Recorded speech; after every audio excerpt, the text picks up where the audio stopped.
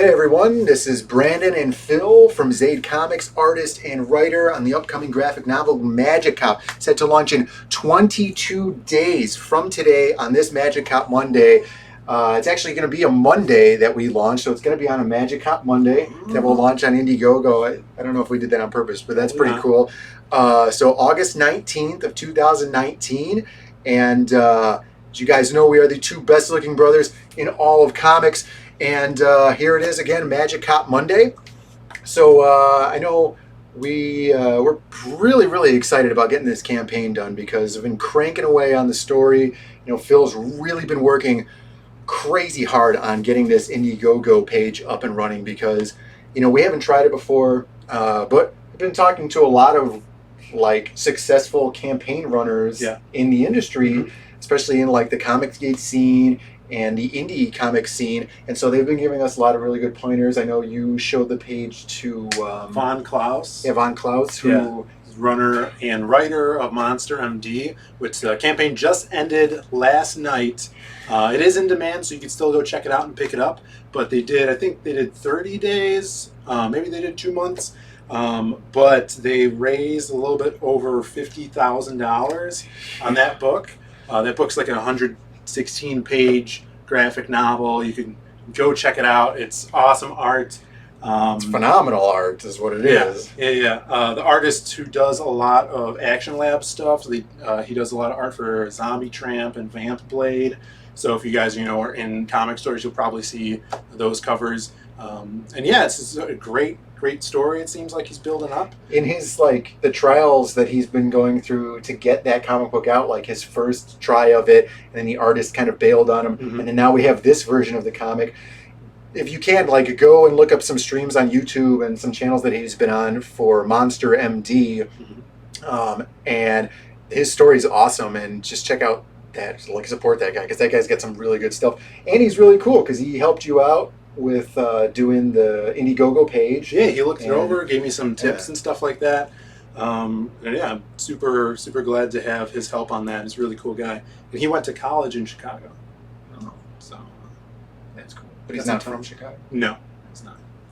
So, yeah, that's going to be awesome. And every day we're always talking about adding new stuff to the campaign, adding stretch goals. We were talking about some other types of ways that you could get the comic, like if you were international, things like that. You know, if people were going to do a digital copy, which is really important for us because we need to be able to make sure that the fans can get copies of it, because apparently it's very difficult to get copies of comic books out to international people. But there are a lot of international guys out there that do want to support the indie scene, so that's really cool. So we want to make sure that you guys can get a copy and enjoy Magic Cop and you know, read it just like everybody else, because that would be totally awesome.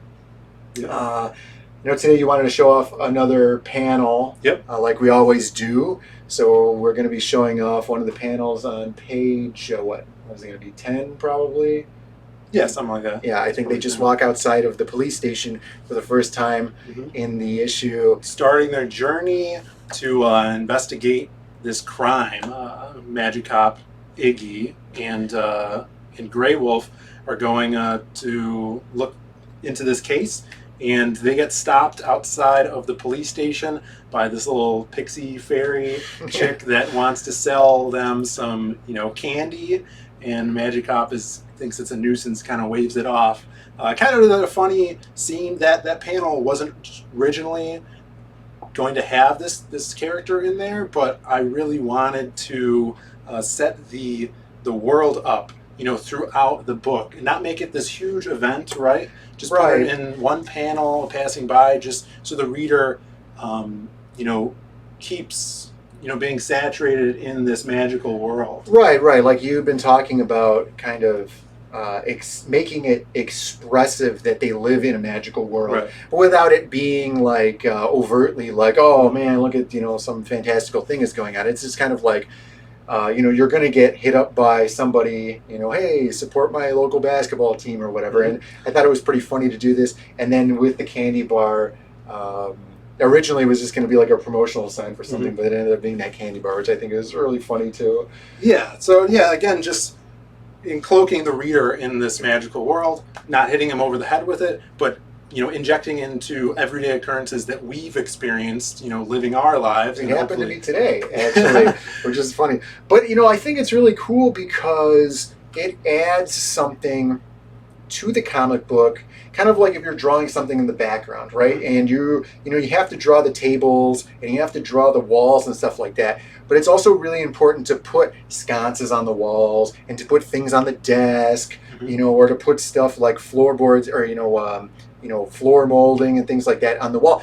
And without that, it gets the point across that they're in a room, but without it, it kind of leaves the world really blank. And putting something that's dynamic in there, like this fairy, I think is a really, really good idea because it's kind of like putting something on a table, but a very saturated, vibrant way of adding something to the universe instead of, just adding to the plot, or not the plot, but like the setting of where they're at. I think that's really cool. We have that good dynamic where, I wrote a script, it's full script, but when we're going through it and Brandon's writing it or drawing it, he could be like, oh, what if we put this in here? And we could keep building on top of this world as we're working on it. It might not be in the script right now, and it might never even be written down, but things like that Brandon adds into the panels will just add to this, world. Right.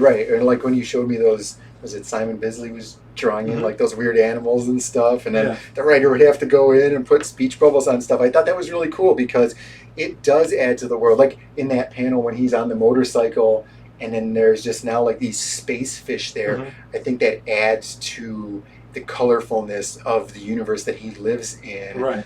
And are those things even really there? Maybe he's just crazy or something. Right. So like, it adds to how deep the panel is, and now there's something to look at, and it makes it look a lot cooler because now there's something more to look at. And that's where you get with the collaboration, like Brandon was saying, with Simon Bisley working on Lobo, with Keith Given and Alan Grant, going in and adding his own stuff, and kind of making the writers trying to write around it and integrate that into the story. If Brandon was the writer and artist, or if I was the writer and artist, you wouldn't get that collaboration. Right. The two minds thing is nice because you can add some like flavor spikes to things, but also if something's dumb, you could be like, hey man, we got to tone that down because I think that looks stupid. Sure. So it's really exciting, and going on these streams and everything that we've been doing it's been a lot of fun because it's been nice to see the kind of the respect we've been getting, but also the like interest and people talking about how cool the idea is. And then the funny part is always how people will be like, wow, that's so simple. I feel horrible for not thinking of that myself. And I think that's really funny because it is a simple idea. And we were talking to some people, and there's also interest in getting Ricky Rouse out there. We really haven't shown too much of that, except for on my Instagram, you can see the cover of Ricky Rouse. That we'll put it up here. Oh yeah, we can show that off. Yeah, it's very slapstick comedy, silent movies mixed with really early black and white cartoons.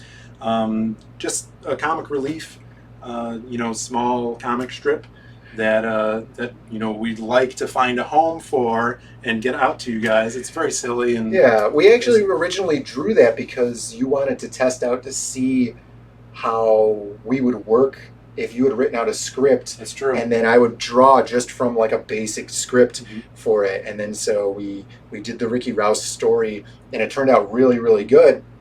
And then it's also a very unique storytelling kind of mechanic because it doesn't have any speech bubbles or anything like that in there. Everything is kind of silent film. So I think the readers are really, really going to like that. And when that gets published in its media form, it's going to be really awesome. We'll let you guys know where you can pick that up and check out Ricky Rouse from Zaid Comics, because that's something we've been sitting on for a while. And that was conceived very similarly to Magic Cop, where he was going to be a character in a video game. That's true. That is very true. He was going to be a character in a video game. Yeah, that's awesome. Which is awesome. Yeah, so we're 3 weeks out from launching this thing. What we're waiting on now, I basically have the campaign page done. It'll evolve over time, I'm sure, through the 3 weeks again. Working on getting a trailer and some music for the trailer. That's going to be super exciting. And the supplemental book that we're going to offer with Magic Cop, we're waiting on to see some layouts for covers by another artist. If you guys don't know him, definitely look him up. Elliot Fernandez is doing the supplemental cover. We're really excited about that. So I just spoke to his guy, and he's going to get me some layouts this week, and then we'll choose one, and he'll draw up a cover for us. So That's really exciting. That's going to be awesome. Yeah. Just to see our characters through someone else's hands is always super exciting. Yeah, like that fan art and stuff we showed off. Yeah, fan art. So that was awesome too. Mm-hmm. Yeah, so that's going to be really good. We're really excited. So if you guys haven't gone over to zaidcomics.com yet, make sure you guys subscribe to the newsletter, or you could go on to, I think Indiegogo has a newsletter subscription that you guys get to see kind of behind the scenes stuff or some panels that we've been working on, colored panels actually, because we don't really show those off here. The link will be in the description along with our social media. And if you guys have not seen one of our streams, we've been streaming a lot lately, drawing some of the pages, and I'm lettering also. So stop in there, hit the notification button. You'll know when we're going live on the stream. So definitely keep that in mind. And if you guys have any comments or questions, hit us with the comment down below. We're always reading those and responding to those. Oh yeah, definitely. Mm-hmm. Yeah, so thanks for watching, everybody. We'll see you throughout the week with more videos. Catch you next time.